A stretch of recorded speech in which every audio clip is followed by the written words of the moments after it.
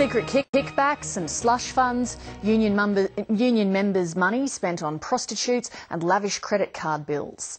For the past 5 months, the Royal Commission into Union Corruption has heard sensational allegations about the goings-on within some of the country's most powerful industrial organisations. The Commission's due to wrap up its public hearings this week with a long-awaited appearance by crime figure George Alex. He's been accused of paying secret commissions to officials of the construction union, the CFMEU. Tonight, a former associate of George Alex, businessman and convicted criminal Jim Burns, is claiming he's got a bombshell for the Royal Commission before it winds up its hearings. Dylan Welch has our exclusive report. It's morning in Melbourne's outer east and Comanchero bikers are making an unannounced visit to a senior construction industry official. Their arrival is picked up on security cameras. They're here to collect a debt. Another camera inside the home of Master Builder Association boss Trevor Evans records the confrontation that follows. Step outside. Scott, would you call the police, please, right now? This Evans? Yes, the police. Tell them to come here. I have trespassers, the Comancheros, 3 of them. You extort money from me. That's illegally. We're not here to extort anything. No, but who is? And by your visitation, he's doing exactly that. It was scenes like this, revealed on 7:30 in January, that prompted the Royal Commission into Union Corruption. Please be seated. Earlier this month, the Commission heard evidence about one of its main targets, crime figure George Alex. Today's public hearing forms part of an investigation into whether officers of the New South Wales branch of the Construction and General Division of the CFMEU have or have had a relationship with Mr George Alex, a person with well-publicised connections with organised crime. George Alex is at the centre of a web of unsavoury characters, including outlaw bikers, violent standover men and convicted terrorists. His chief business partner, career criminal Joe Anton, was shot dead in December. Alex also has deep connections to labour and construction companies that hold contracts across eastern Australia, including at Australia's biggest building site, Barangaroo, on Sydney Harbour's foreshore. Now one of Sydney's most colourful businessmen, Big Jim Burns, has gone public about his own dealings with George Alex. My initial meeting with him was at his house at Burwood or Strathfield, and it looked like the remand yard of some prison. There are more bikies walking around, guys on parole, they look like tattooed guys from a freak show. That's the sort of people he surrounds himself with. Burns is no innocent himself. He spent 17 months in jail for heroin supply and malicious wounding in the 1980s, and in the 90s was a financial advisor for businessman Alan Bond during his bankruptcy proceedings. It's been a long, hard road, and I'm sure he's paid his penance and he's very happy to be free. Burns has been banned from managing companies twice after racking up huge debts. It doesn't really matter to me whether you believe me or whether the people believe me. It's about evidence, and the evidence that I provide to the Commission and the evidence that I provide to the various authorities.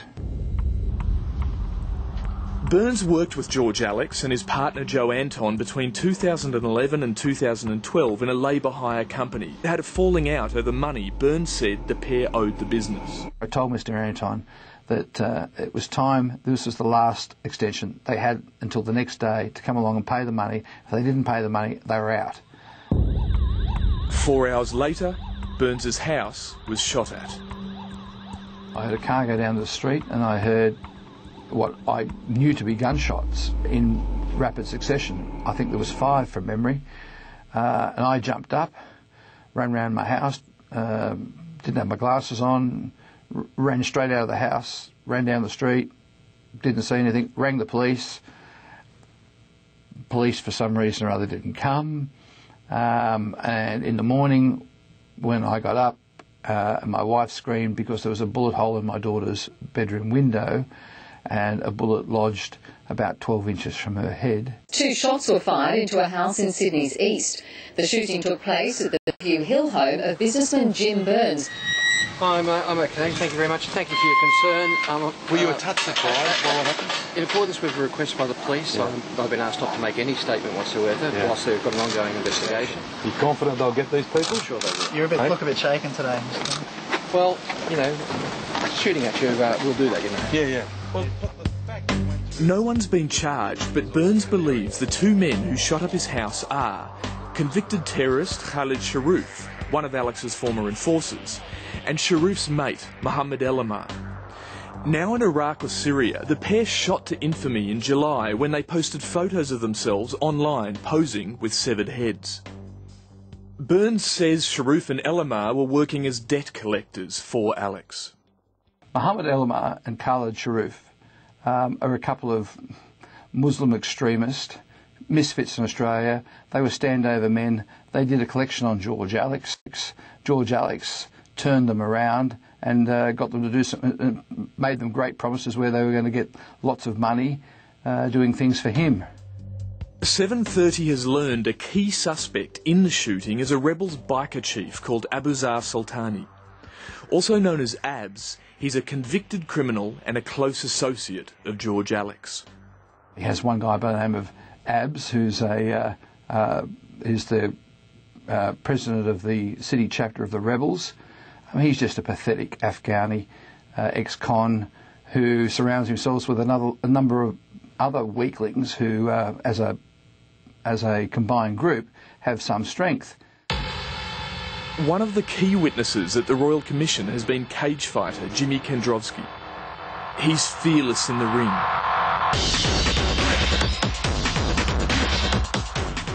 But when he appeared at the Royal Commission earlier this month, he was too scared to answer questions about bribes paid by Alex to union officials.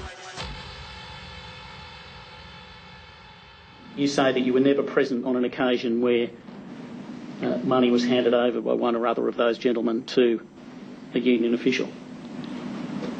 Yes, that's right, sir. I was never present. Kendrovsky, who's serving time on gun charges, was brought from jail to testify. 3 days earlier, he'd been bashed in prison. Did you suffer any assault on Friday? Yes. And that was after you'd been summoned to give evidence at this commission? Yes. Did someone say anything to you about you giving evidence in this commission? No. Is that your honest evidence, Mr. Kendrovsky? I can't comment on it, sir. Why can't you comment on it? Because I have a wife and 3 kids outside on their own and I just can't comment on it. Now, Jim Burns claims that he was present at George Alex's Sydney home when Alex passed thousands of dollars in cash to a union official. What I can put my hand on my heart and say is that I saw George Alex throw a white envelope, slightly unwrapped, with $3,000 in it because it had $3,000 written on it. And I saw the guy have a look at it. And to be honest, he didn't say, here is a kickback or here is a bribe, we're looking after you, but he threw the guy some cash. Burns says he will make that statement to the Royal Commission. I have been cooperating with senior investigators with the Royal Commission, and they are in the process of working with me to prepare a sworn statement which will be tendered. Okay, does that statement include the envelope allegation? Well, if they ask the question, it will. And I'm sure after this story, it will form part of the evidence. The CFMEU told 730 Burns's claims were untrue, and anything he said should be treated with suspicion, given he is a convicted criminal.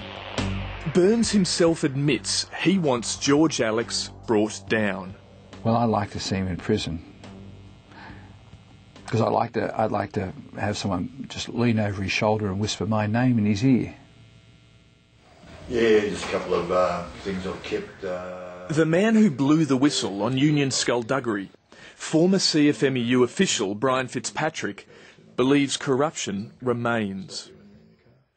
Do you think that the Royal Commission has managed to address it, to clean it up? No, definitely not. they'll come down with some pretty, I believe, some pretty strong recommendations, and I'm in fear of those pretty strong recommendations. I think they have enough currently, and I'm talking about New South Wales, not the other states, enough of the operations of the New South Wales branch to have very serious questions answered by law.